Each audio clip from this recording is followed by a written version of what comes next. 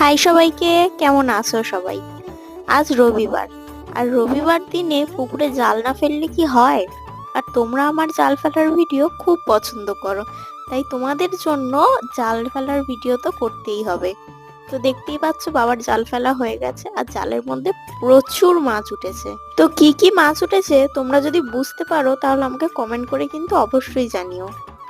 তোমরা পুরো ভিডিওটা দেখতে থাকো, আশা করছি ভালো লাগবে। এবং যদি ভিডিওটা ভালো লেগে থাকে তাহলে ভিডিওতে একটি লাইক করো এবং চ্যানেলটি অবশ্যই সাবস্ক্রাইব করে আমার পাশে থেকো।